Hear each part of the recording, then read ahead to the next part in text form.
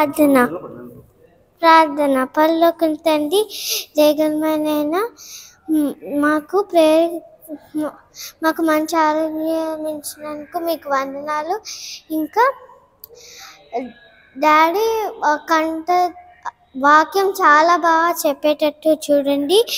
ఇంకా అందరూ చాలా బాగా వినేటట్టు చూడండి. ఇంకా చాలా బాగా లెసన్ చెప్పేటట్టు చూడండి. చిన్న ప్రార్థన యేసు అనంతండి. ఆమెన్.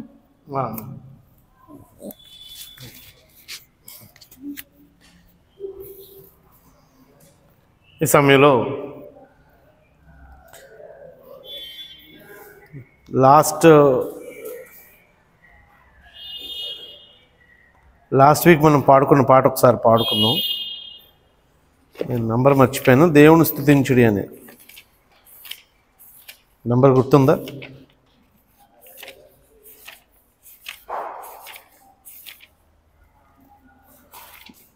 దేవుని స్తుతించుడి, ఎల్లప్పుడూ దేవుని స్తుతించుడి. మీకు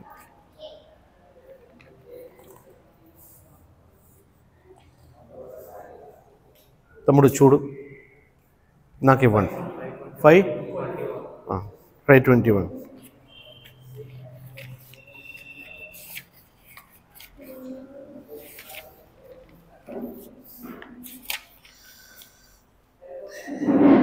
దేవుని స్తుతించుడి, ఎల్లప్పుడు దేవుని స్తుతించుడి.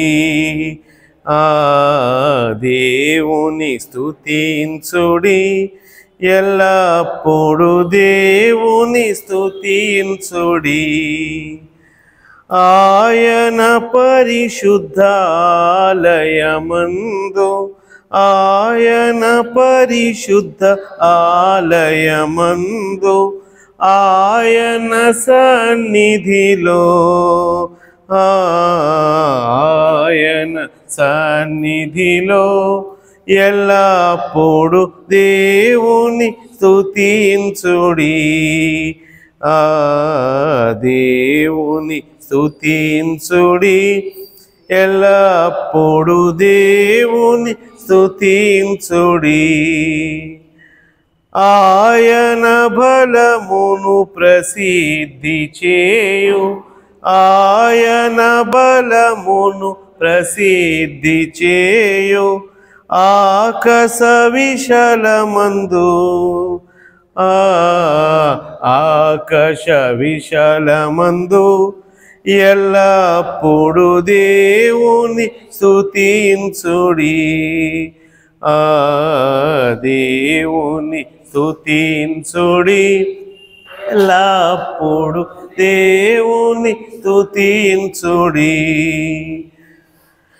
ఆయన పరక్రమ కార్యమున్ బట్టి, ఆయన పరక్రమ కార్యమున్ బట్టి, ఆయన ప్రభావమును, ఆయన ప్రభావమును ఎల్లప్పుడు దేవుని స్తుతించుడి. దేవుని స్తుతించుడి, ఎల్లప్పుడు దేవుని స్తుతించుడి. సకల ప్రాణులు యెహోవాను స్తుతించుడి, సకల ప్రాణులు యెహోవాను స్తుతించుడి. హల్లెలూయా ఆమేన్, హల్లెలూయా ఆమేన్. ఎల్లప్పుడు దేవుని స్తుతించుడి. దేవుని స్తుతించుడి, ఎల్లప్పుడు దేవుని స్తుతించుడి.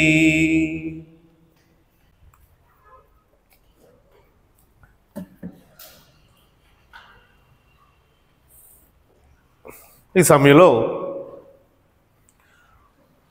వాక్యాన్ని నేర్చుకుందాం. చేరువచ్చిన మీ అందరికీ వందనాలు తెలియజేస్తున్నాను.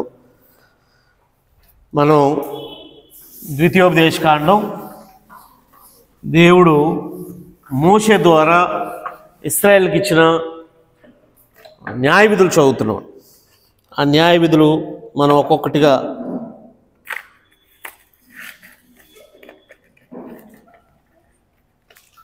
న్యాయ విధులు మనం నేర్చుకుందాం.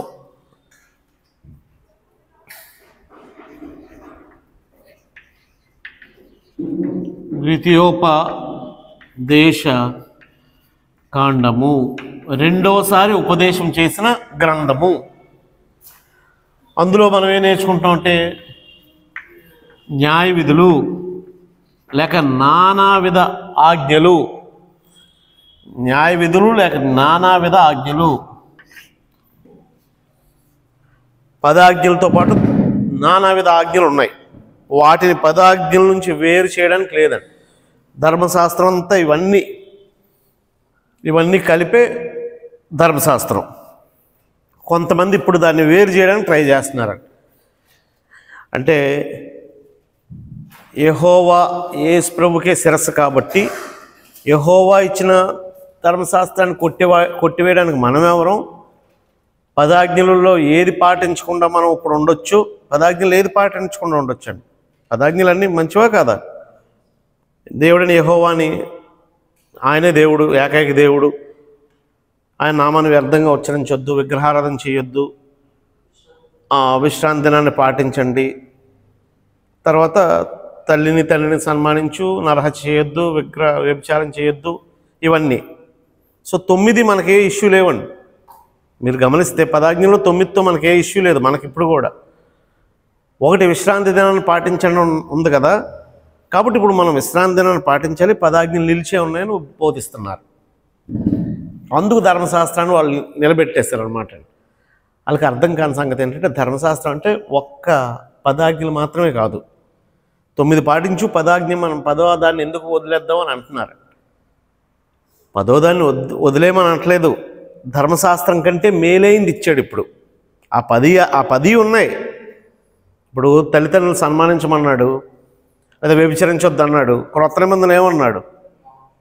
వ్యభిచారం కంటే ముందున్న మోహపు చూపే వద్దన్నాడు. నరహత్య చేయొద్దు అన్నాడు. ఇక్కడేమన్నాడు?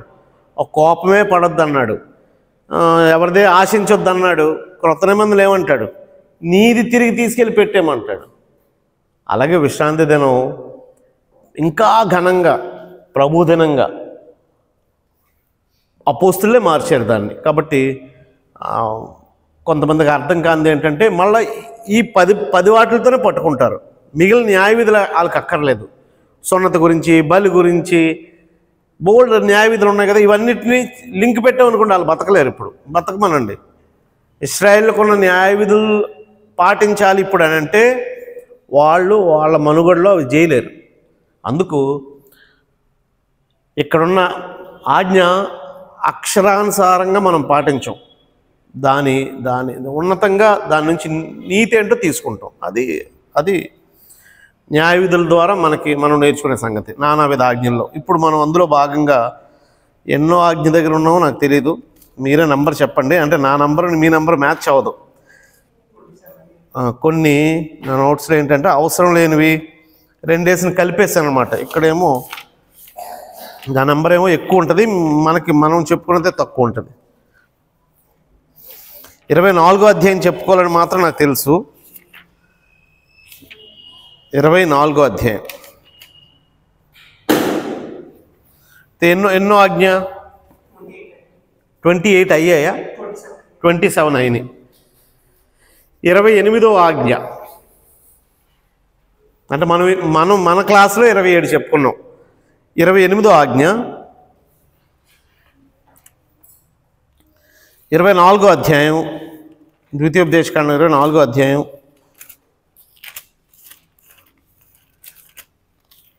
ఫ్యాన్ అవసరమైతే వేసుకోండి, అక్కర్లేదు.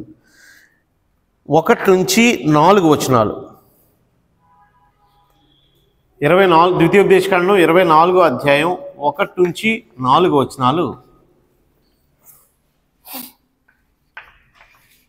పరిత్యాగ పత్రిక గూర్చిన విధి. పరిత్యాగ పత్రిక అంటే డివోర్స్ లెటర్. భార్యాభర్తలు కలిసి బ్రతికిన తర్వాత బ్రతకలేనప్పుడు, కలిసి బ్రతకలేని పరిస్థితి వచ్చినప్పుడు ఆ నిబంధన బ్రేక్ చేసుకుంటూ ఇచ్చే పత్రాన్ని పరిత్యాగ పత్రిక అన్నాడు. ఒకసారి ఏమన్నాడో 4 వచనాలు చదవండి. మొదట అక్కడుండే న్యాయ విధి చూద్దాం, అది నేడు మనకు ఎలాగా వర్తిస్తుందో చూద్దాం. చదువుతారు ఎవరైనా? ఒకడు స్త్రీ పరిగ్రహించి ఆమెను పెళ్లి చేసుకున్న తర్వాత ఆమె యందు మానభంగ సూచన ఏదో ఒకటి అతనికి కనపడినందున ఆమె మీద అతనికి ఇష్టం తప్పిన ఎడల అతడు ఆమెకు పరిత్యాగ పత్రము రాయించి ఆమె చేతికిచ్చి తన ఇంట నుండి ఆమెను పంపివేయవలెను. ఆమె అతని ఇంట నుండి వెళ్ళిన తరువాత ఆమె వేరొక పురుషుని పెళ్లి చేసుకోవచ్చు. ఆ రెండో పురుషుడు ఆమెను కొలవక ఆమెకు పరిత్యాగ పత్రము రాయించి ఆమె చేతికిచ్చి తన ఇంట నుండి ఆమెను పంపివేసిన ఎడల లేని ఆమెను పెళ్లి చేసుకున్న పిమ్మట ఆ రెండవ పురుషుడు చెడిపోయిన ఎడల లేని ఆమెను పంపివేసిన ఆమె మొదటి పెళ్లికి ఆమెను పెళ్లి చేసుకుంటే ఆమెను మరలా పరిగ్రహింపకూడదు. అనగా ఆమె తను అపవిత్రపరచుకొనెను. అది యెహోవా సన్నిధిని హేయము కనుక ఈ దేవుడైన యెహోవా నీకు స్వాస్థ్యముగా ఇచ్చిన దేశమునకు పాపం కలుగుతున్నట్టు మీరు అలాగ చేయకూడదు. రైట్. ఇక్కడ ఏమన్నాడంటే, ఒక స్త్రీ ఒక పురుషుని వివాహం చేసుకున్న తర్వాత, స్త్రీ పురుషులు వివాహం చేసుకున్న తర్వాత వారొక కుటుంబం. అప్పుడు వీరిద్దరూ కలిసి బ్రతకలేనట్టుగా ఆమె యందు లేక అతని యందు వారు అంటే వైవాహిక పరిశుద్ధతను పాడు చేసుకుంటూ ఒక స్త్రీ కానీ పురుషుడు కానీ తప్పిదం చేస్తే, అంటే పెద్దోళ్ళకి అర్థమవుతుంది, అంటే మన భార్యతోనే మనం బ్రతకాలండి, మన భర్తతోనే మనం బ్రతకాలండి. ఇలా కాకుండా అక్రమ సంబంధాన్ని పెట్టుకుంటే వారు బ్రతకలేరు. అలాంటి పరిస్థితి వచ్చినప్పుడు ఆ పురుషుడు ఆ స్త్రీకి లేదా ఆ స్త్రీ ఆ పురుషుడికి, ఇక్కడ పురుషుని గురించి మాట్లాడంటే ఒక లోపాన్ని, ఒక ఎగ్జాంపుల్ ఇక్కడ మాట్లాడాడు కాబట్టి ఆమెకు పరిత్యాగ పత్రిక ఇచ్చి ఆమెను పంపివేయవచ్చు. ఆమె వేరొకరిని వివాహం చేసుకోవచ్చు, కానీ ఆమె తిరిగి వచ్చి మరలా ఈయన వివాహం చేసుకోకూడదు. ఆ రెండో వ్యక్తి విడిచిపెట్టినా, ఆయన చనిపోయినా మరలా మొదటి వాని దగ్గరకు వచ్చి వివాహం మరలా పరిగ్రహించే పని మాత్రం చేయొద్దు. అది హేయము. ఎందుకంటే ఆమె ఎడల నువ్వు అపవిత్ర పరిచావు, లేకపోతే ఆమె నీ ఎడల అపవిత్రమైన కార్యం చేసిందని నువ్వు ఆ విషయాన్ని బట్టి విడిచిపెట్టావు, కాబట్టి మరలా నువ్వు తిరిగి ఆమెను కలవకూడదు అని అన్నాడు. పరిత్యాగ పత్రిక ఇచ్చే పరిస్థితి వచ్చినప్పుడు యాక్చువల్గా ఇది పాత నిబంధన రూలు. ఇప్పుడు యేసుప్రభు బ్రతుకున్న రోజుల్లో వాళ్ళు యేసుప్రభు దగ్గరికి వచ్చి ఒక మాట అడిగారు, యేసుప్రభు ఏం చెప్తాడు అని. అంటే యేసుప్రభు ఏం చెప్తున్నాడు? ధర్మశాస్త్రం ఇలాగ చెప్పుచున్నది, నేను చెప్పున్నదేమనగా, ధర్మశాస్త్రం ఇలాగ చెప్తున్నది, నేను చెప్పుందేమనగా అని మాట్లాడుతున్నాడు. కాబట్టి పరిత్యాగ పత్రిక మన ధర్మశాస్త్రం ఉంది, ఈయన ఏం చెప్తాడో అని ఆయన అడగడానికి వచ్చారండి. ఎప్పుడు ఆయన వాళ్ళని శోధించడానికే వచ్చారు. ఈ విషయం ఎక్కడ ఉంటుందంటే మత్తయి సువార్త లేదా మార్కు సువార్త 10వ అధ్యాయం ఉంది, మత్తయి సువార్త 19వ అధ్యాయం ఉంది. మత్తయి సువార్త 19వ అధ్యాయం, మత్తయి సువార్త 19వ అధ్యాయం.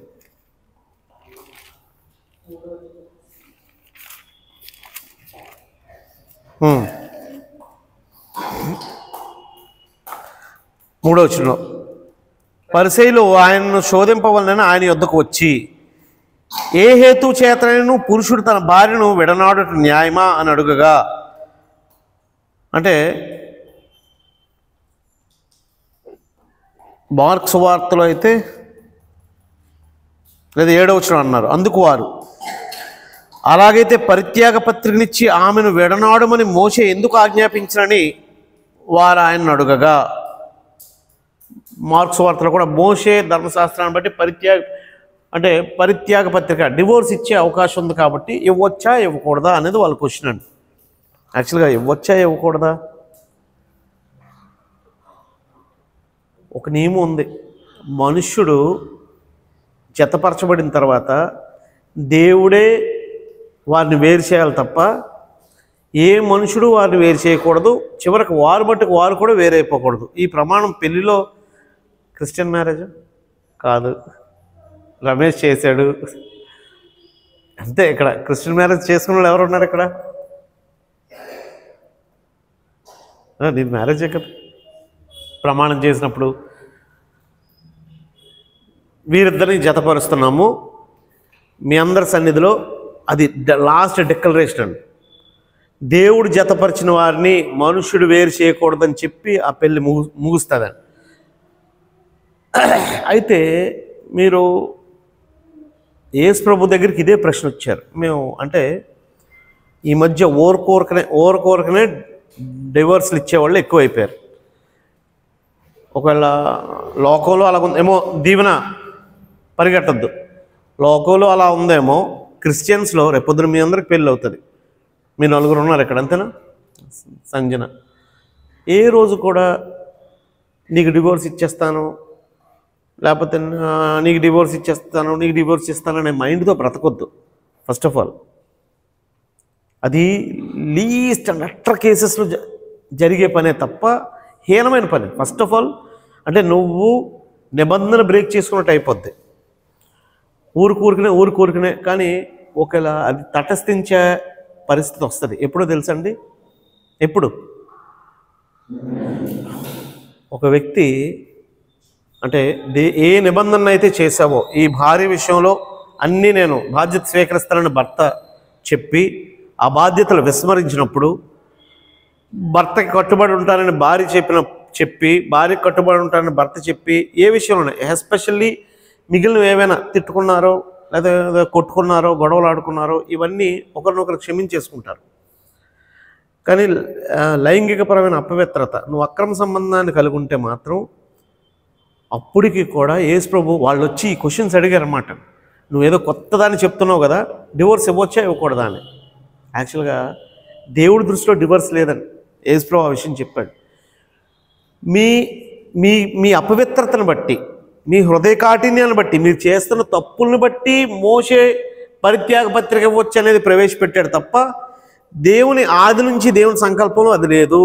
అది యేసు ప్రభు తెలియజేసిన విషయం. ఒకసారి చూడండి మత్తయి సువార్త 19వ అధ్యాయం. అంటే ఒకసారి యేసు ప్రభు ఎక్కడి నుంచి బోధించాడో చూద్దాం. ఏ హేతు చేతనైనా 3వ అధ్యాయం 19వ అధ్యాయం మత్తయి సువార్త 3వ వచనం చదువుతున్నాను చూడండి. పరిచయులు ఆయన దగ్గరికి వచ్చారు. ఏ హేతు చేతనైనా తన భార్యను విడనాడు న్యాయమా అని అడుగగా ఆయన, సృజించిన వాడు ఆది నుండి వారిని పురుషుని గాను స్త్రీని గాను సృజించిన. అసలు దేవుడు సృష్టించడమే నీ భార్యని నిన్ను కలిపి సృజించాడండి. అందుకే వారు ఏక మనస్సు అని అన్నారు కదా. మరి ఆమె వేరే ఊర్లో ఉందండి. ఆమె ఆగూరు కాదు, ఏంటది, ఆదుర్రు. ఆవిడ ఆదుర్రు అండి. నాది విశాఖపట్నం అండి. వేరే ప్లేస్లో పుట్టారండి. ఒకవేళ దేహాలు వేరైనా సరే వారిరువురు జతపరచబడడం, ఏక మనస్సు, ఏకతాత్పర్యం, ఏకభావం, వారిద్దరూ ఒక్కటే అనే భావం, వారిరువురు ఏక శరీరం అనే భావం. అంటే దేవుడు ఆది నుండి స్త్రీని గాను పురుషుని గాను సృజించాను. ఆదాము అవ్వను ఎలా చేశాడు? రెండు బొమ్మలు చేశాడా? 2 మట్టి బొమ్మలు చేశాడా? ఒక్క మట్టి బొమ్మనే చేసి ఆ మనిషిలోంచి కొంత మాంసాన్ని పక్కటెముకని తీసి వేరే దేహాన్ని తయారు చేశాడు. వారిద్దరిది ఒకటే దేహం. కాబట్టి వారిద్దరూ ఇందు నిమిత్తము పురుషుడు తల్లిదండ్రులను విడిచి తన భార్యను హత్తుకును, వారిద్దరూ ఏక శరీరంగా ఉందిరని చెప్పాను. మీరు చదవలేదా? కాబట్టి వారికను ఇద్దరు కాక ఏక శరీరంగా ఉన్నారు కనుక దేవుడు జతపరిచిన వాళ్ళని మనుషులు వేరుపరచకూడదు. అంటే వాళ్ళు అడిగిన క్వశ్చన్కి ఏం ఆన్సర్ ఇచ్చాడండి?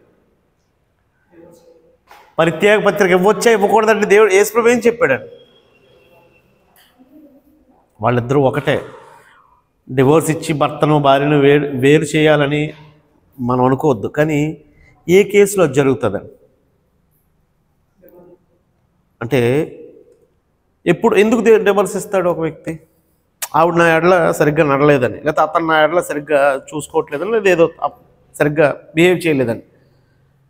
అప్పుడు కూడా మీ హృదయ కాఠిన్యాన్ని బట్టి, అంటే మీరు ఆమెను క్షమించగలిగితే, అతడు మిమ్మల్ని క్షమించగలిగితే అసలు డివోర్స్ అనేది ఉండదు. అక్కడ మాట చెప్పాడు చూడండి. అలాగైతే పరిత్యాగ పత్రిక మరి మోషే చెప్పాడు కదా, నువ్వేమో ఇవ్వద్దని అంటున్నావు అని అడిగారు. మీ హృదయ కాఠిన్యం బట్టి మీ భార్యను విడనాడ మోసే సెలవిచ్చిన కానీ ఆది నుండి అలాగూ జరగలేదు. అంటే దేవుని సంకల్పంలో ఆది నుండి అది లేదు. ఆదాము అవ్వలు విడిపోవాలన్నది కాదు దేవుని ఉద్దేశం. ప్రతి భార్యాభర్త విడిపోవాలన్నది దేవుని సంకల్పం లేదండి. మరి ఎందుకు వచ్చింది? అదిగో ప్రసాద్ తేజస్విని క్షమించకపోవడం వల్ల, అయితే తేజస్వి ప్రసాద్ని క్షమించకపోతే, రమేష్ అనితాని క్షమించట్లేదు కాబట్టి, అనిత రమేష్ తప్పుల్ని ఓర్వలేకపోతుంది కాబట్టి, ఒకవేళ మీ హృదయం కఠినంగా లేకపోతే ఆయన చేసిన తప్పును ఆమె క్షమించగలదు, ఆమె చేసిన తప్పు ఆయన క్షమించగలదు. ఎప్పుడైనా నాకు ఇది ఎప్పుడైనా అడగండి, గొడవలు వచ్చి నాకు ఇది చేశాడండి, అది చేశాడండి, ఇది చేశాడండి అని నెగిటివ్సే మనం చెప్తాం. ఆయన నీ గురించి చేసిన త్యాగాన్ని, మొదటగా నీ మీద చూపించిన ప్రేమని ఇవి గుర్తుపెట్టు, లిస్ట్ రాయి. చాలా వరకు కేసులు అసలు కోర్టు దాకా వెళ్ళవు. అయినా కూడా ఇక్కడ ఒక సమస్య ఉందండి. ఎంతవరకు క్షమించగలదు? మీ హృదయ కాఠిన్యం అంటే మీది మెత్త మనసు అయితే అవతరుడు చేసిన తప్పును క్షమించగలడు అని అన్నాడు వాక్యం. అలా చెప్తుంది. అంటే ఎస్పెషల్లీ ఎక్కువ నేను ఒక డైరెక్ట్గా మాట్లాడితే, నీ భర్త ఇంకో స్త్రీతో చూసినప్పుడు ఓ భార్య తట్టుకోలేదండి, ఓ భార్య ఇంకో పురుషుడితో ఇది అసలు తట్టుకోలేరండి. ఇప్పుడు ఎక్కువ కేసెస్లో ఈ విషయంలో కూడా ఇందులో కూడా ఎక్కువ ఎవరు క్షమాపణ చేశారో తెలుసండి? ఎవరు క్షమించారో తెలుసండి? స్త్రీల్లో, పురుషుల్లో ఎంతోమంది స్త్రీలు తమ భర్త చేసిన తప్పుని క్షమించి ఈరోజు విడాకుల దాకా వెళ్లకుండా భరించి క్షమించిన పురుషులు, స్త్రీలలో స్త్రీలే ఎక్కువ శాతం ఉంటారు. నేను జనరల్గా చెప్తున్నాను. ఏదైనా కేసులో పర్టికులర్గా ఒక కేసులో రివర్స్లో ఉండొచ్చు, ఓవరాల్గా చెప్తున్నాను. స్త్రీకే ఎక్కువ శాంతం ఉంది, స్త్రీకి ఎక్కువ క్షమించే గుణం ఉంది. కాబట్టి ఎంతోమంది భార్యలు ఓర్చారండి, భర్తలు ఓరలేరండి. అయినా ఈ కేసేనే కాదు, అంటే క్షమించబడలేనంత. నువ్వు తప్పు చేసి పశ్చాత్తాపం పొందితే మారుతానంటే ఎవరైనా క్షమిస్తారు. నువ్వు తప్పులోనే కొనసాగుతానంటే, ఎంతోమంది భార్యలు తమ భర్త కళ్ళు కప్పి భయంకరమైన పని చేస్తున్నారండి. ఎంతోమంది భర్తలు భార్య కళ్ళు కప్పి నువ్వు కొడుతూనే ఉంటావు, భరించమనంటే ఎన్నిసార్లు భరిస్తుంది ఆమె? నువ్వు అన్యాయం చేస్తూనే ఉంటావు, భరించమంటే ఎంతకాలం భరిస్తాడు అతను? కాబట్టి సర్టెన్ లిమిట్, నువ్వు తప్పులు కొనసాగితే మాత్రం జరగదండి అది. క్రొత్త నిబంధనలు అయినా యేసు ప్రభు అయినా సరే, ఇప్పుడు నిబంధనలు ఆమె నిలవాలి, నువ్వు నిలవాలి. నువ్వు పాపం చేస్తానైనా పాపంలోనే కొనసాగుతాను, నువ్వు భరించు అని అంటే ఓ సర్టెన్ టైంకి ఆమె భరించలేదండి. కాబట్టి అది ఇరువురికి అర్థం కావాలి. ఇరువురిలో ఎవరు నిబంధన బ్రేక్ చేసినా సరే ఇది జరగదండి. అది మరి నాదేం తప్పు ఉందండి అని ఒక వ్యక్తి అంటే, నీదేం తప్పు లేకపోవచ్చు, కానీ యువర్ అన్ఫిట్ అనమాట. ఫ్యామిలీకి భార్య తప్పు చేసినా, భర్త తప్పు చేసినా, బ్రేకప్ అనేది జరిగిందనుకోండి. ఈరోజు వెస్ట్రన్ కంట్రీస్లో ఇది వెరీ కామన్, కానీ ఈరోజు ఇండియాలో కూడా పెళ్లి చేసుకోవడం, బ్రేకప్ అవ్వడం, పెళ్లి చేసుకోవడం, పరిత్యాగ పత్రిక ఇవ్వడం, ఇది కామన్ అయిపోయిందండి. కానీ విశ్వాసంలో అది బ్రోకెన్ ఫ్యామిలీస్ ఎవరికి మాదిరిగా ఉండలేరు. కానీ కొన్ని కేసెస్లో ఉన్నాయి. యాక్చువల్గా మన దగ్గరికి వచ్చి ఓ పెద్ద అతను వస్తాడు, అతను రావట్లేదండి, అప్పుడప్పుడు వైజాగ్ వస్తే వస్తారు. అయితే ఏదైనా కేసులో భార్య తప్పు చేసి వెళ్ళిపోయింది అనుకోండి, పిల్లల్ని వదిలేసి వెళ్ళిపోయారండి. లేదా భర్తలు ఎంతమంది భర్తలు తమ భార్యల్ని, పిల్లల్ని వదిలేసిన భర్తలు ఎంతోమంది ఉన్నారండి. ఈవిడదేం తప్పులేదు అక్కడ విశ్వాసం విషయంలో, కానీ ఆ బాధ అనుభవించవలసిందే. ఎందుకంటే నువ్వు ఆ ఫ్యామిలీ అనే బాండింగ్లో ఒకవేళ అది శాపం అవనివ్వండి, ఇద్దరిలో ఎవరు చేసిన, ఎందుకంటే అది 2 చక్రాల ఎడ్ల బండి లాంటిది. అది ఏ చక్రం బ్రేక్ అయిపోయినా సరే రెండోది కొంచెం కష్టతరంగానే. మీరు పాత సినిమాలో చూసారా, ఎడ్ల పోటీల్లో చక్రం ఇరిగిపోయినా సరే ఈడ్చుకొని వెళ్ళిపోతాడు హీరో. అలాగే కష్టం, అది చూపించినంత ఈజీ కాదండి, సినిమాలకు కాదండి. అయితే మనకి ప్రాథమికంగా, ఇప్పుడు మిగిలిన వాళ్ళ సంగతి వదిలేస్తే, మనకి ప్రాథమికంగా ఈ పరిత్యాగ పత్రిక గురించి ఇది ఎప్పుడు మన జీవితం రాకూడదండి.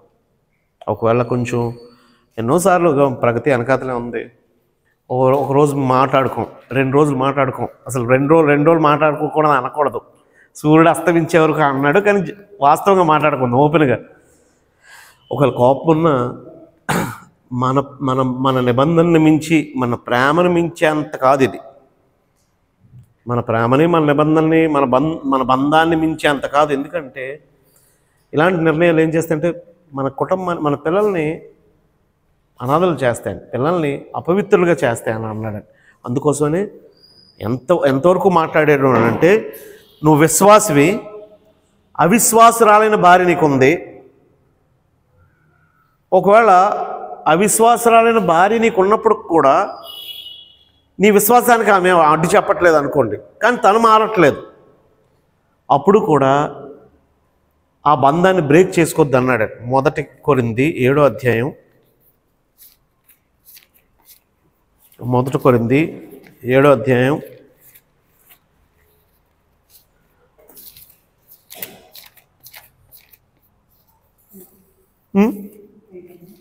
5 కాదు కానీ 12 చదువు.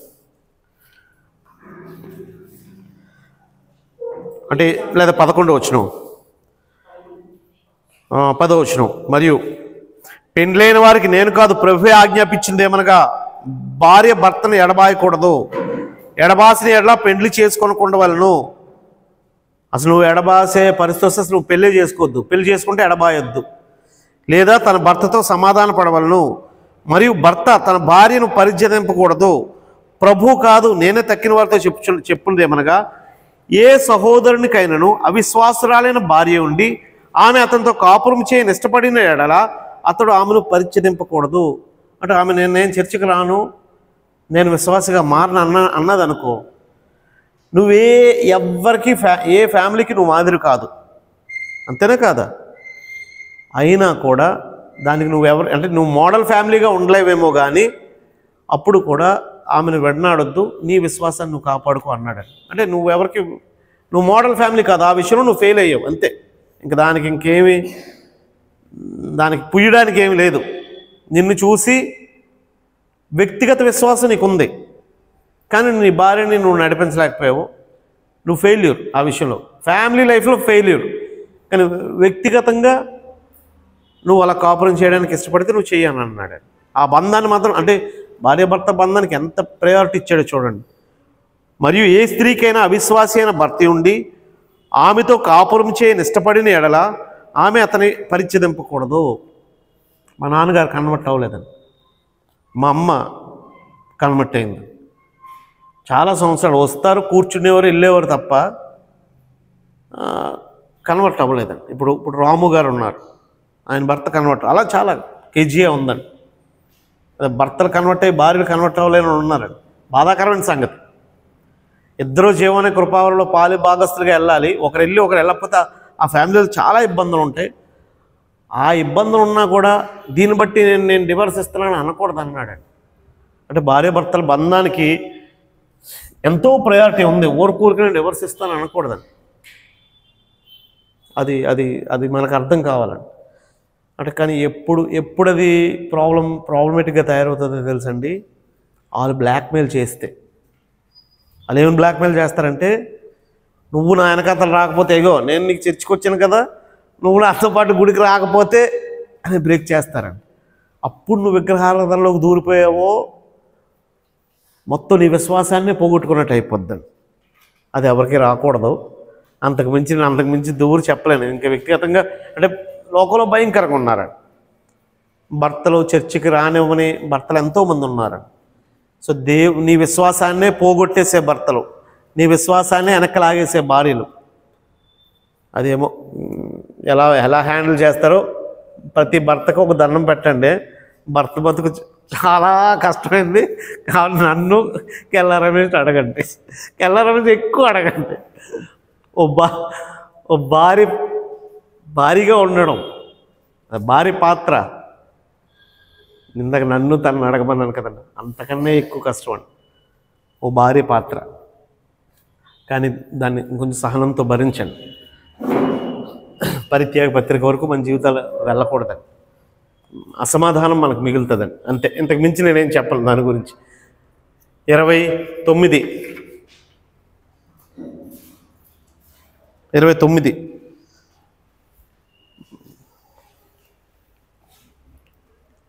24వ అధ్యాయం 5వ వచనం ఒకటే. ద్వితీయోపదేశకాండం 24వ అధ్యాయం 5వ వచనం ఒక్కటే. ఒకడు కొత్తగా ఒక దానిని పెళ్లి చేసుకుని శాంతం చేరుకోకూడదు, అతని పైన ఏ వ్యాపార భారము మోపకూడదు. ఏడాది వరకు తీరిగ్గా అతను తన ఇంట ఉండి తాను పరిగణించిన భార్యను సంతోషపెట్టాలి. 24వ అధ్యాయం 5వ వచనం. క్రొత్తగా పెండ్లి అయిన వాని గూర్చిన విధి.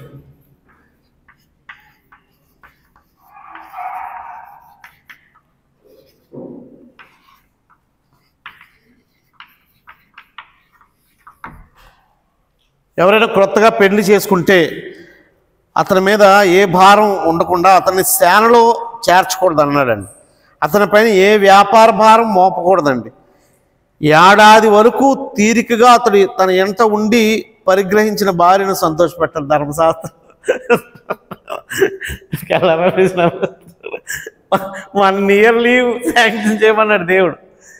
అంటే చిన్న చిన్న పిల్లలు ఇంట్లో ఉండి, అంటే దూరంగా యుద్ధానికి వెళ్ళిపోకూడదు, మిలిటరీకి వెళ్ళిపోకూడదు, తర్వాత వ్యాపార భారం ఎక్కువ ఒత్తిడి పెంచేసి ఉదయం నుంచి రాత్రి దాకా ఆయన వ్యాపారంలో ఉండి భార్యను పట్టించుకోలేనట్టుగా చేయొద్దు అని అన్నాడని.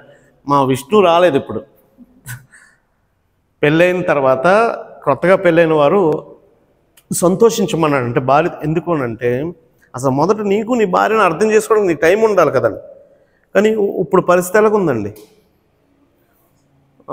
ముందు 2 రోజులు లీవు, పెళ్లి రోజు, తర్వాత ఒక 4 రోజులు లీవు, వారం రోజు మళ్ళీ టకటకమని వెళ్ళిపోవాలండి. ఇంకా దారుణంగా ఉన్న వాళ్ళు ఉన్నారు.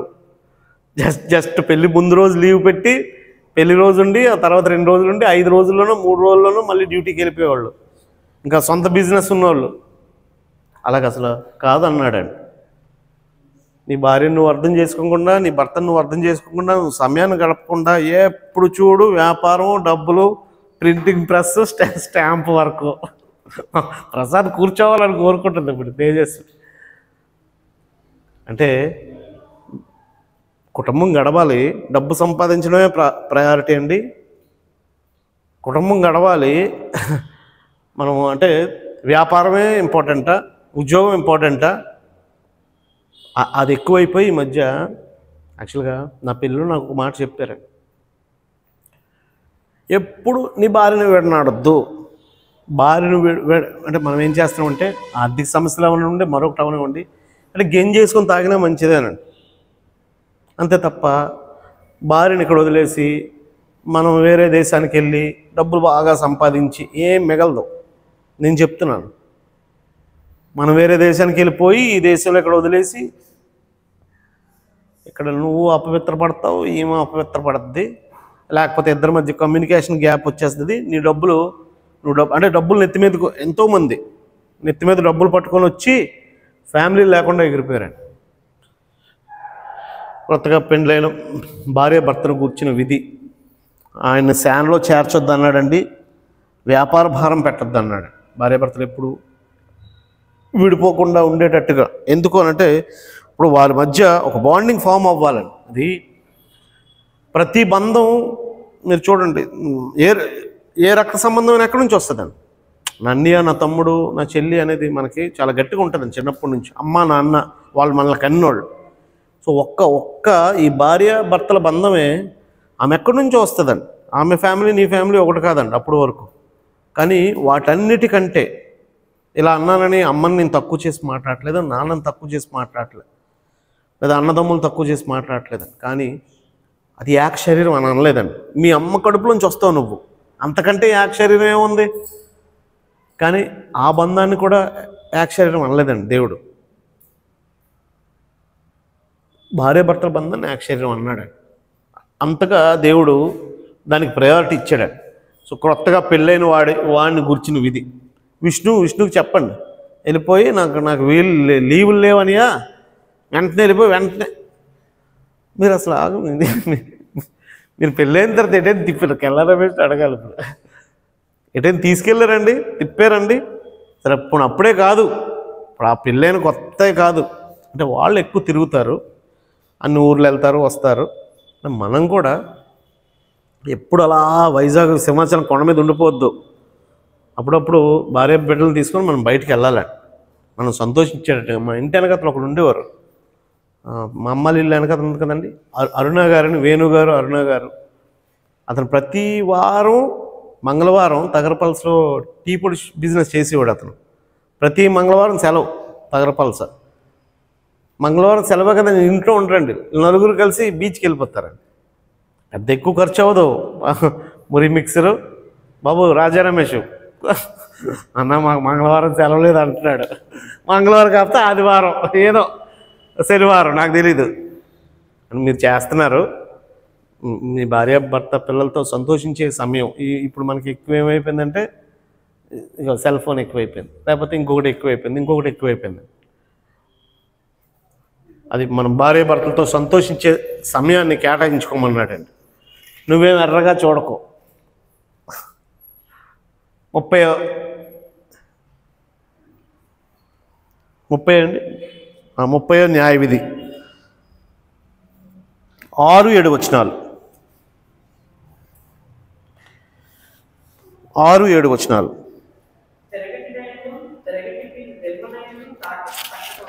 ఒకటే సారీ, 7వ వచనం కాదు, 24:6.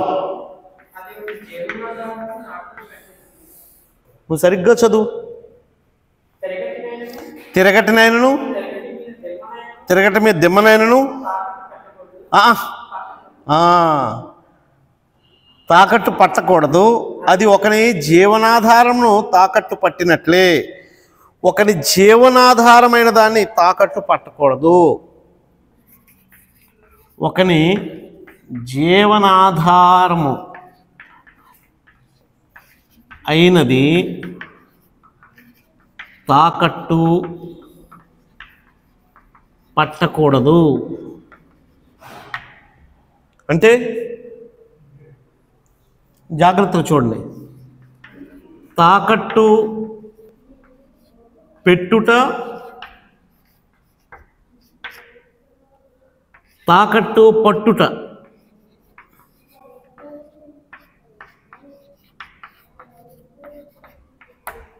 పట్టుట వేరు, పెట్టుట వేరు. తాకట్టు పెట్టడం అంటే అది మనకు బాగా తెలుసు. ఇప్పుడు తాకట్టు పెడతాం కదండి, గొలుసులో, చైన్లో, ఉంగరాలో ఏవో తాకట్టు పెట్టి, బైక్. తాకట్టు పెట్టడం అంటే ఒక వస్తువుని తాకట్టుగా పెట్టి అప్పు తెచ్చుకోవడం. తాకట్టు పట్టడం అంటే ఎవడైతే డబ్బులు మనకి ఇస్తున్నాడో వాడు తాకట్టు వస్తువుని తీసుకోవడం. ఆ వస్తువును తాకట్టు పట్టడం అంటారండి. సో ఇక్కడ ఏమంటున్నాడంటే ఒకని జీవనాధారాన్ని తాకట్టు పట్టకూడదు. అంటే ఫర్ ఎగ్జాంపుల్ ఇక్కడిచ్చిన ఉదాహరణ, ఒకని తిరుగటినైనను, తిరుగుటి మీద దిమ్మనైనను తాకట్టు పట్టకూడదు. అంటే నువ్వు నాకు, ఆయన ఇబ్బందులో ఉన్నాడు, నువ్వు నాకు అప్పు ఇవ్వమన్నాడు. అప్పు ఇవ్వడానికి నువ్వు నాకు ఏం వస్తువు ఇస్తావు? అయ్యా నా దగ్గర ఏమి లేదు అయ్యా అని అంటే, ఏమి లేదు అనొద్దు, ఇదిగో ఈ తిరగట్రాయి తీసుకెళ్ళిపోతాను అంటే. అప్పట్లో తిరగట్రాయి ఏంటి అని అంటే, ఒక వ్యక్తి ధాన్యం కానీ గోధుమలు కానీ, వారు గోధుమలు తినేవారు, ఆ గోధుమలు ఆడించి ఆ గోధుమలతో రొట్టె తయారు చేసుకొని ఆహారం తినేదన్నమాట అండి. సో అది తీసుకొని వెళ్ళిపోయావనుకో, వాడికి ఏముండదు, ఆ రాత్రికి వాడు భోజనం చేయడానికి ఉండదండి. అంటే మనకు అర్థం అవడం కోసం గ్యాస్ సిలిండర్ పట్టుకెళ్ళిపోతాను, నీ ఇంట్లో ఉన్న 2 సిలిండర్లు పట్టుకొని వెళ్ళిపోతాను, మనకు అర్థమయ్యే భాషలో. నువ్వు డబ్బులు కావాలంటే, డబ్బులు డబ్బులు ఇస్తాను, మరి నాకు ఏం వస్తువు ఇస్తావు? ఆ ఏం వస్తువు లేదంటే ఈ 2 సిలిండర్లు పట్టుకెళ్ళిపోతాను. 2 సిలిండర్ పట్టుకెళ్ళిపోయాడు. అలాగనమాట అండి. ఆ 2 సిలిండర్ పట్టుకెళ్ళిపోతే ఎలక్ట్రికల్ కుక్కర్తో వండుకుంటాను అనద్రయ్యా. అంటే ఇంకా అలాంటివి ఉన్నాయండి. ఒక ఆవు తీసుకెళ్ళిపోతే, లేకపోతే అలాగనమాట అండి. అంటే వాడికి జీవనాధారమైన దాన్ని పట్టుకొని వెళ్ళిపోతే వాడు ఎలా బ్రతకగలడు? అప్పుడు అందుకు చెప్తున్నాడు, ఒకవేళ అంటే దాని అర్థం ఏంటి తెలుసండి, వాడికి తాకట్టు పెట్టడానికి ఏమీ లేదని అర్థం. కొంతమంది రేషన్ కార్డులు పట్టుకెళ్ళిపోతారు, తర్వాత సర్టిఫికెట్లు పట్టుకెళ్తారు. అంటే నిన్ను బాగా టైట్ చేసావన్నమాట. నువ్వు సర్టిఫికేట్స్ ఇచ్చేంత స్థితికి వచ్చావనుకో, మీరు ఎవరైనా సర్టిఫికేట్లు తాకట్టు పెట్టిన వాళ్ళు లేరు కదండి, ఇక్కడ మనకు అంత దుస్థితి రాలేదు. బాగా మీకు అర్థం అవ్వాలంటే, ఇప్పుడు ఒకటి పాస్పోర్ట్ పట్టుకున్నావు అనుకోండి, వాడు నువ్వు నీకు కావాలా, నీ పాస్పోర్ట్ నాకు ఇవ్వను, ఆ పాస్పోర్ట్ అతని చేతిలో పెట్టావా నీ లైఫ్ గిలగిల్లాడిపోద్దండి. అందరూ విదేశాలకు వెళ్ళిన వాళ్ళకి తెలుస్తుందండి. సో అలాగూ వాడి జీవనాధారాన్ని నువ్వు తాకట్టు పట్టకూడదు. దాని మీద నువ్వు అవసరం అంటే దాని అర్థం ఏంటంటే ఇంక అతనికి ఇచ్చే స్థితిలో అతను లేడు. అలాంటప్పుడు నువ్వు అవసరమైతే పోన్లే, నువ్వు నాకు ఇది ఇచ్చేసేయి, నేను తాకట్టుగా ఏం పట్టుకెళ్ళట్లేదు, ఎందుకంటే నీకు పెట్టడానికి ఏం వస్తువు లేదు, నీ గ్యాస్ సిలిండర్ పట్టుకెళ్ళి నేను ఇబ్బంది పెట్టను అని ఆ చిన్న కరుణ నీ దగ్గర ఉండాలి తప్ప, దాన్ని కూడా కొంతమంది ఉంటారండి, అంటే మంచం తీసుకెళ్ళిపోతారు. అతను మంచం లేకపోతే ఎలా పడుకుంటాడు, అలాగనమాట. కొన్ని నేను చెప్పాను కదండి, ఇలాగ రేషన్ కార్డులు తీసుకెళ్ళిపోయిన వాళ్ళు, లేకపోతే ఆవుని అతడు ఆ దూడ అక్కడ ఉంటుంది, నువ్వు ఆవుని తీసుకెళ్ళిపోతావు, దారుణమైన సంగతి అనమాట. ఆ దూడ సంగతి ఏంటంటే దానికి పాలు ఎలాగెళ్తా నాకు అనవసరం, నువ్వు డబ్బులు ఇచ్చి ఇవి పట్టుకెళ్ళు. కాబట్టి వాడు కాదు, లేకపోతే ఆవు ఉంటేనే పాలు అమ్మి నీకు డబ్బులు ఇవ్వాలి. పాలు రావట్లేదు 4 రోజుల నుంచి, లేదా 4 రోజుల నుంచి, దానికి ఏదో జబ్బు చేసింది, అయ్యా చేయిస్తాను, నా దగ్గర డబ్బులు నాకు తెలీదు, నేను పట్టుకెళ్ళిపోతాను. సో అలాగూ ఒకని జీవనాధారమైన దాన్ని ఎప్పుడు తాకట్టు పట్టకూడదు అన్నాడు. ఎప్పుడు కూడా మీలో ఒకవేళ మరి నేను ఇచ్చిన డబ్బులండి నాకు రావట్లేదని మీకు అనిపిస్తే ఆ విషయంలో ఎవరు చూస్తారు? దేవుడే మీకు న్యాయం చేస్తాడు. కొంచెం నువ్వు కరుణ చూపించి అలాంటి వాటిని అంటే ఆ వస్త్రాలని పట్టుకెళ్ళిపోయే పరిస్థితి కూడా ఉందంటాడు. ఒక దుప్పటి నువ్వు పట్టుకెళ్ళిపోయి వాళ్ళలో మరి ఎంత కట్టిన ఉండేవారు ఇప్పటికీ కూడా ఉన్నారు. ఫైనాన్సర్స్ ఎలాగున్నారండి, డబ్బులకి ఫైనాన్స్ ఇచ్చేవాళ్ళు చాలా కట్టింగ్ ఉంటారండి. మీరు ఎప్పుడైనా డబ్బులు ఇవ్వలేదని ఇంట్లోండి సామాన్లు బయటికి లాగేసిన వాళ్ళు చూసారా? మీరు విన్నారు, నువ్వెక్కడ చూసావు? నువ్వు చూసావచ్చా తమ్ముడు? ఎక్కడ? మీ ఊర్లోనా? అంటే ఏం చేశారు? అదే లిటరలీగా అలాంటి సంఘటనలు నేను చూశానండి. ఇంట్లోంటి సామాన్లు బయటికి లాగేసి నువ్వు తెస్తేనే తీసుకెళ్ళు అని. అంటే ఇప్పుడు నేను అంటే వాళ్ళని ఏమనడం కాదు, ఇద్దరి పరిస్థితి బాగాలేదు. తాకట్టు పెట్టేవాడు, తాకట్టు పట్టేవాడు ఇద్దరు వరస్ట్గానే ఉన్నారండి. ఇప్పుడు నేనంతా ఇప్పుడు ఎంతసేపు ఇతర పక్షపాతిగా మాట్లాడాను, తాకట్టు పెట్టేవాడు పక్షపాతిగా నేను మాట్లాడాను కదా. ఇప్పుడు కరెంట్ సిచ్యువేషన్ ఎలాగుందంటే, నువ్వు డబ్బులు తీసుకున్న తర్వాత నువ్వు తిరిగి ఇవ్వాలా లేదా నమ్మకంగా? ఈ నమ్మకంగా ఇవ్వడం, ఇతను కనికరం చూపించడం, వీడు నమ్మకంగా కట్టడం. డబ్బులు వచ్చినా కట్టరండి వీళ్ళ దగ్గర. అప్పు తీర్చే అవకాశం ఉన్నా సరే ఆడికెందుకు తీర్చాలే అని అప్పు ఎగ్గొట్టే పరిస్థితి. సో ఇప్పుడు ఇంకా పైపెచ్చు డబ్బులు అడిగేవనుకో, ఆడు నా మీద ఇంటి మీదకి వచ్చాడు, నాకు హార్ట్ అటాక్ వచ్చింది అని ఎదురు కంప్లైంట్ పెడుతున్నాడు వీడు. కాబట్టి ఈ రోజులు ఇద్దరు వరస్ట్గానే ఉన్నారు. అంటే ఒరిజినల్గా దేవుడు ఎక్కడ చెప్పిన న్యాయ విధి మాత్రం జీవనాధారాన్ని తాకట్టుగా పట్టుకోకు. పట్టుకోవడం వేరు, తాకట్టు పట్టుట వేరు, తాకట్టు పెట్టుట వేరు.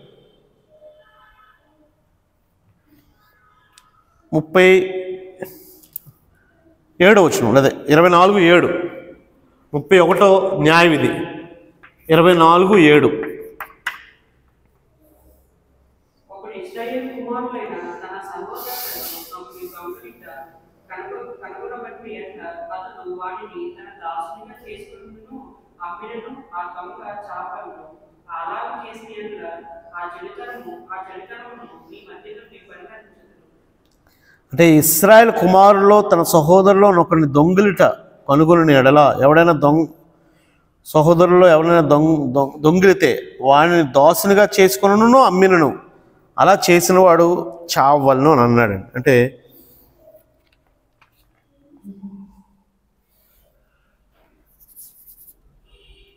మనుష్యుని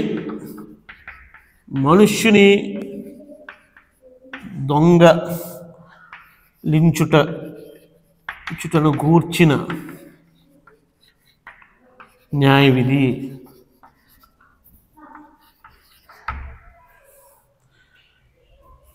అంటే ఏంటండి మన భాషలో ఇలాగ మాట్లాడితే మనకు అర్థం అవుతుంది. మన భాషలో కిడ్నాప్, వాళ్ళు మీరు రాసుకుంటే ఇది కిడ్నాప్ అండి. దొంగతనం గురించి కాదు, వస్తువులు దొంగతనం చేయడం వేరు, మనుషులు దొంగతనం చేయడం వేరు. ఇప్పుడు వస్తువులు దొంగతనం చేసామనుకో, మన దగ్గర ఏదైనా వస్తువు పోయింది, నా దగ్గరే, మీరే జాగ్రత్తగా ఉండండి. ఈ మధ్య ఎంత వేసుకుని తిరుగుతున్నారు. వస్తువు ఎవడో మెడలో లాక్కొని వెళ్ళిపోయాడు అనుకో, ఏడుస్తాము. ఒక పూట 2 పూటలు, ఒక వారం ఏడుస్తావు, కంప్లైంట్ ఇస్తావు, దొరుకుతుందని ఆశతో సీసీ కెమెరాలు ట్రై చేస్తాం. దొరకకపోతే ఒక నెల తర్వాత మర్చిపోతాం, 2 సంవత్సరాల తర్వాత, 1 సంవత్సరం తర్వాత మర్చిపోతాం. ఒకవేళ మనుషుని దొంగతనం చేసుకొని వెళ్ళిపోయాడు అనుకో, మీకు తెలుసో లేదో, ఆ పిల్లల్ని దొంగతనం చేసేవాళ్ళు ఉన్నారండి. అది మర్చిపోగలమా? 1 రోజు తర్వాత, 2 రోజుల తర్వాత, 1 వారం తర్వాత మర్చిపోగలమండి? నీ జీవితాంతం నీ పిల్లల్ని ఎవరైనా దొంగతనం చేస్తే నువ్వు మర్చిపోలేవండి. ఎవరో పిల్లల్ని దొంగతనమే నువ్వు చూడలేవు. ఆడపిల్లలు దొంగతనం చేస్తున్నారు, చేయట్లేదండి? ఎన్ని కేసులు ఉన్నాయి, మిస్సింగ్ కేసులు. వాళ్ళు ఎక్కడ ఎలాంటి దుర్భరమైన పరిస్థితుల్లోకి తీసుకెళ్తున్నారో, వాళ్ళని ఎక్కడికెక్కడికి అమ్మేస్తున్నారో మనకు తెలియదండి. చాలా ఉన్నాయండి ఇక్కడ. అంటే భయంకరమైన సంగతి అండి. ఎవరిని దొంగిలించకూడదు, వాడిని దాసునిగా చేయకూడదు, అమ్మకూడదు. యాక్చువల్గా ఎవరిని, ఏ మనిషిని దొంగిలించకూడదు.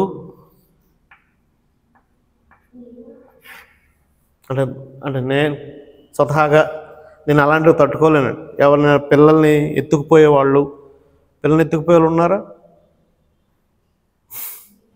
పిల్లల్ని ఎత్తుకుపోయే వాళ్ళు ఉన్నారండి. చాలా జాగ్రత్తగా ఉండండి.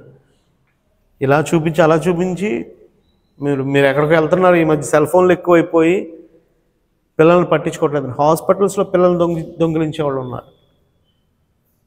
అది చాలా జాగ్రత్త. అది ఎంత అంటే హీనమైన నీచమైన వృత్తి అండి అది. పిల్లల్ని ఎత్తుకుపోయే వాళ్ళు ఉన్నారండి.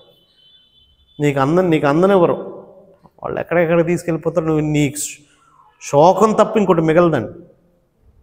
ఈ విషయం జాగ్రత్తగా ఉండండి. ఊరుకూరుకునే బయటికి అక్కర లేకుండా, అంటే అజాగ్రత్తగా ఉండొద్దు.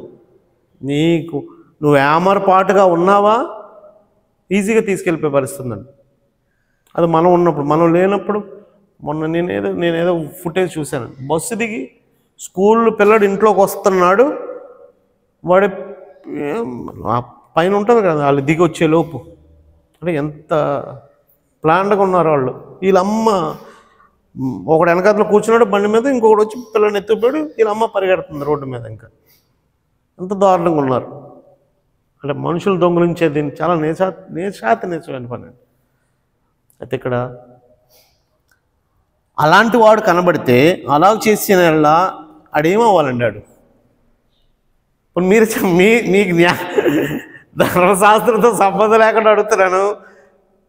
ఒకరి పిల్లని ఎత్తుకుపోయేవాడు, అంటే ఒకరి పిల్లడంటే మనకు పెయిన్ అనిపించదేమోనండి. వాడు దొరికితే ఏం చేస్తాడండి? ఏం చేయాలండి? ఇంకా పెట్టి పోషించడాలు, మేపడాలు ఉండకూడదండి.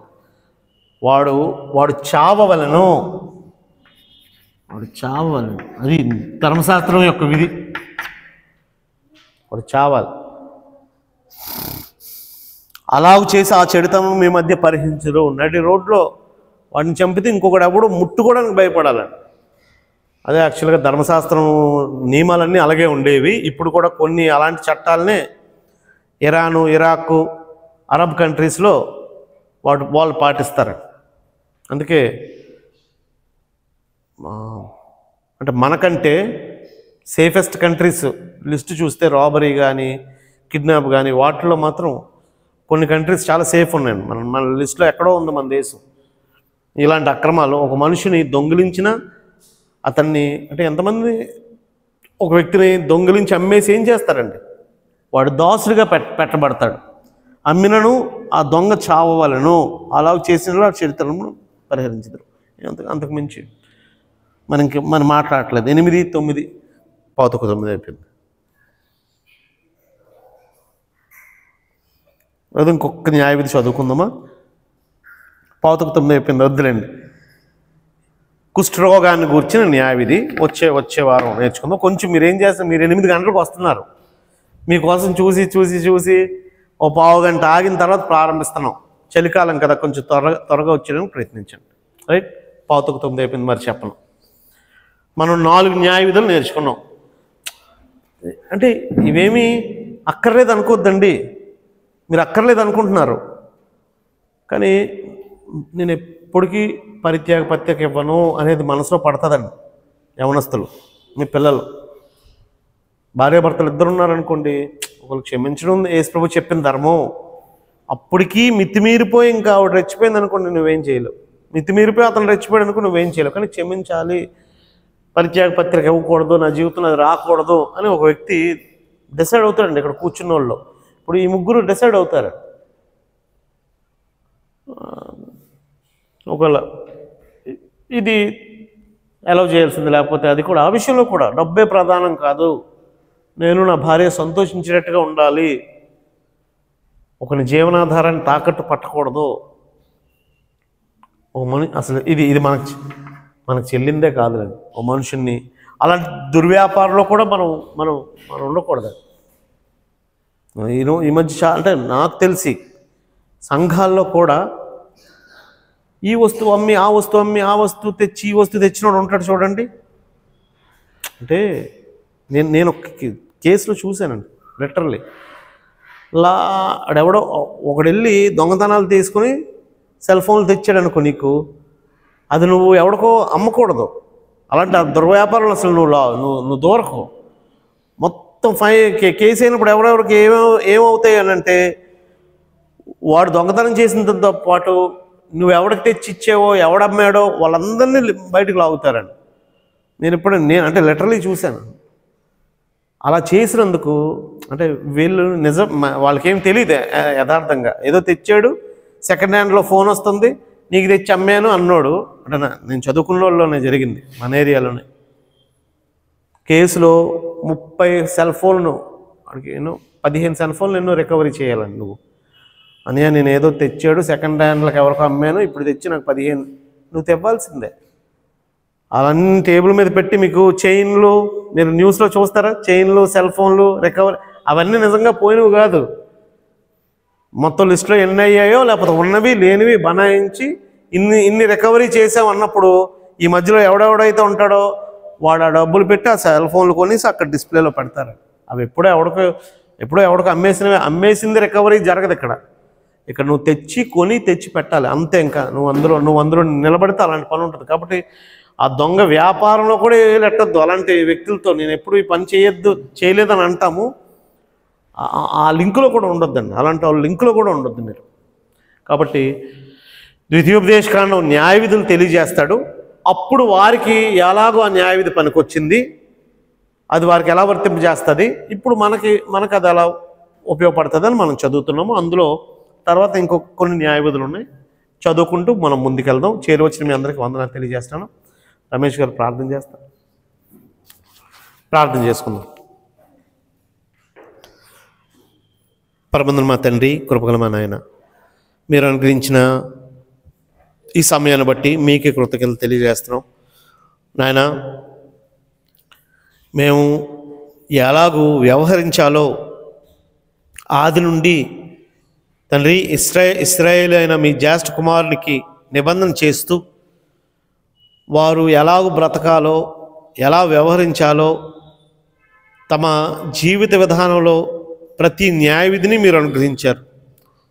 అందులో భాగంగా ఈరోజు మేము కొన్ని న్యాయ విధులు, వివాహానికి సంబంధించి నాయన, ఇతరులకు అప్పిస్తే దానికి సంబంధించి ఇలా కొన్ని న్యాయ విధులు మేము చదవడానికి మీరు సహాయం చేశారు. అది ఇశ్రాయేలుకి ఆ న్యాయ విధి ఎలా ఉపయోగపడుతుంది, ఎలా వర్తిస్తుంది, నేడు దాని నుంచి ఏ నీతి తీసుకొని మేము బ్రతకాలో మాకు నేర్పిస్తున్నందుకు మీకే కృతజ్ఞతలు. చేరి వచ్చిన ప్రతి ఒక్కరిని ఆశీర్వదించండి. ఇంకా అనేక మంది నాన్న బైబిల్ తరగతిని నిర్లక్ష్యం చేస్తున్నారు. వాక్యం విషయంలో నాన్న నిర్లక్ష్యం వహిస్తే అది ఎంత మందత్వానికి మమ్మల్ని తీసుకెళ్తుందో నైనా తద్వారా మా విశ్వాసం ఎంత దిగజారిపోతుందో వారందరూ హెచ్చరింపబడేటట్టుగా మీరే కృప చూపించమని వేడుకుంటున్నాం. ఏమైనా సమస్యలున్నా అయినా మా జీవితంలో వాక్యమే సరిదిద్దుతుందని వాక్యాన్ని ఎప్పుడు ప్రాధాన్యత ఇస్తూ నడవగలిగినట్టు నేర్పించండి. చేరువచ్చిన ప్రతి ఒక్కరిని జ్ఞాపకం చేసుకోండి. వారి వారి గృహాల్లో ఎలాంటి ఇబ్బందులు ఉన్నాయో మీకు తెలుసు. నైనా కృప చూపించండి. వారికి కావాల్సిన నైనా మీ యొక్క దీవెనలు దయచేయమని వేడుకుంటున్నాం. మా సహోదరులు కృష్ణారావు గారి గురించి ప్రత్యేకంగా ప్రార్థన చేస్తున్నాం. నాయన ఆయనకుండే అనారోగ్యం మీకు తెలిసిన ఆయన ఆ కిడ్నీ ఆయన పనితనంలో నిలబడట్లేదని తెలియజేశారు. కృప చూపించండి, సహాయాన్ని అనుగ్రహించండి. వారానికి 3 సార్లు డయాలసిస్ అని తెలియజేశాను. ఆయన అది ఎంత కష్టతరమైన సంగతో వారి కుటుంబం పడుతున్న ఇబ్బందిని జ్ఞాపకం చేసుకొని నైనా మీ కుమారుని ఆదరించమని, కరుణించమని, నీ చిత్తమైతే ఆ దేహానికి కావాల్సిన శక్తిని, బలాన్ని దయచేయమని వేడుకుంటున్నాం. చేరువచ్చిన మమ్మల్ని అందరినీ దీవించి నీ దినాశీర్వాదాలు అనుగ్రహించమని మా ప్రభుని కుమారుడు త్వరలో రానయ్యున్న క్రీస్తు ప్రభు నామమున ఈ ప్రార్థన అడుగుతున్నాం తండ్రి.